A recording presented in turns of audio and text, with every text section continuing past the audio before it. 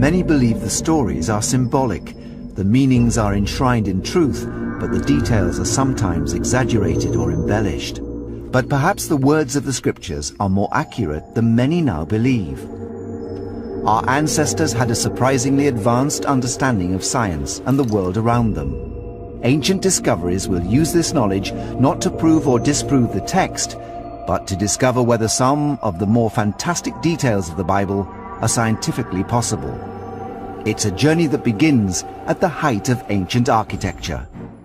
It was believed to be the largest structure ever built, a tower so high it would reach heaven itself, but the people who made it defied God. God saw what was happening. This was an evil plan. It was not going to benefit society in the long run. So according to the scripture, God intervened. People started to speak different languages. They started to argue with each other. And the disunity caused them eventually to disperse, and the tower came crumbling down. It was called the Tower of Babel, and some believe it really existed. The world's tallest building today, the Burj Dubai, is over 2,600 feet high. But what if modern science could show that the Tower of Babel may have been even higher? The Tower of Babel was just like one of the skyscrapers that we have today in our cities. You know, often the top of it is covered by cloud. They said it's so large it reaches heaven. Come, let us build ourselves a city with a tower that reaches to the heavens. Most modern historians and archaeologists consider this story to be exaggerated. But what if science could prove that the ancients had the technology to build such an immense structure? One approach is to test ancient materials and architectural techniques to find their limits. Using information gleaned from the pages of the Bible, modern science can begin to calculate how high these early engineers could have built. The story says that when they came to build the tower, they used brick. How high could an ancient brick structure have been? If one wanted to figure out how tall a building you could build with a brittle material like bricks, you can get a rough idea of this by calculating the weight of one brick and then figuring out how many bricks you could pile on before it starts cracking unacceptably and falls apart, so your foundation starts crumbling. The first step in this investigation is to reproduce an ancient brick. Lynn Hobbs is Professor of Materials Science at the Massachusetts Institute of Technology. He's making a sun-baked brick out of clay, employing the same technique used 3,000 years ago. Straw and sand are added to bind the clay together, strengthening the resulting brick. The next stage is to dry it out. And the easiest way to dry it out is just leave it in the sun. And then the brick gets hard. To calculate the maximum height of a building made up entirely of these sun-baked bricks, one needs to determine the strength of a single brick. To do this, Professor Hobbs uses an Instrom machine which crushes the brick in a steel press until it breaks.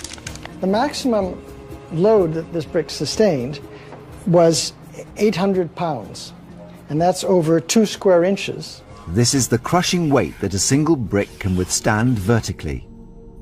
So that means that a brick laid down could take 800 times 5, or 4,000 pounds. Each brick weighs 1 pound, so they could be piled 4,000 bricks high. So if we have 4,000 bricks, each 1.25 inches high, that equals 500 feet.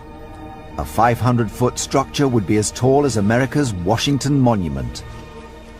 But archaeological evidence suggests the Tower of Babel could have been even higher. The story is set in ancient Mesopotamia, modern-day Iraq and Syria. This land still contains the ruins of massive ancient structures called ziggurats. Ziggurats were the skyscrapers of Mesopotamia. The temples built atop them were believed to be the dwelling place of the gods. The dozens that still stand today have been dated by archaeologists as from the same era as the story of the Tower of Babel. They were created first around 2000 BC. The ziggurats have endured because of their extremely strong pyramidal structure. Well, the ziggurats are part of a very ancient tradition, and so the people of ancient Iraq were very experienced in dealing with the materials for the platform. They understood that the increasing weight of these platforms needed spreading of the load. Buildings with a wide base, like the Great Pyramids at Giza, spread the load better than straight towers. This makes them more stable and able to be built higher.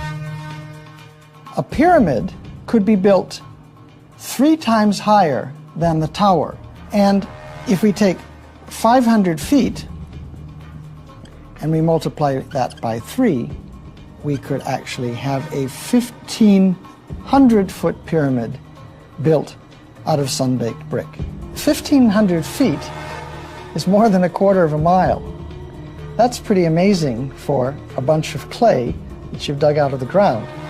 So sun-baked bricks in a ziggurat shape could have been built 1,500 feet high. That's higher than the world's tallest brick building today, the Chrysler Building. But the Tower of Babel could have been even bigger, thanks to a revolutionary technology so important it's mentioned in the pages of the Bible. They said to each other, "Come, let's make bricks and bake them thoroughly." That treatment of burning the brick changes its properties quite drastically. It makes it much stronger. Firing a brick at 1,500 degrees Fahrenheit for 24 hours, as the Mesopotamians did, causes the clay particles to fuse together. This results in a much stronger building material. But how much higher could the Tower of Babel have been using the more robust fired brick technology? Our sun-baked brick could take 800 pounds of weight. The fired brick should be much stronger. We already have 1,000 pounds on the brick, much more than we had on the sun-dried brick.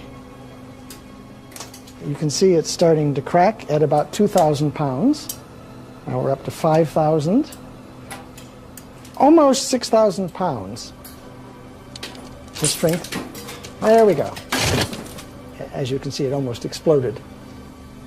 At 6,000 pounds, the fired brick is 7.5 times stronger than the sun-baked brick.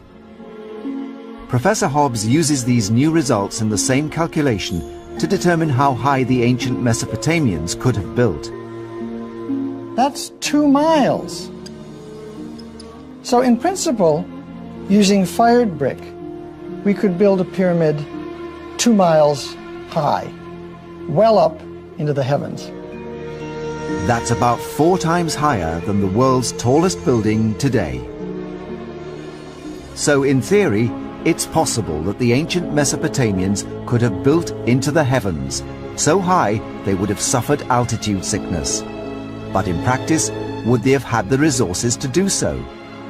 Even though theoretically we could have a 2-mile-high ziggurat, it would have been impractical because the fired brick consumes so much energy to produce. We understand the story of the Tower of Babel to have actually happened. Just look at any skyscraper in a metropolis and you'll see great towers reaching up to the heavens.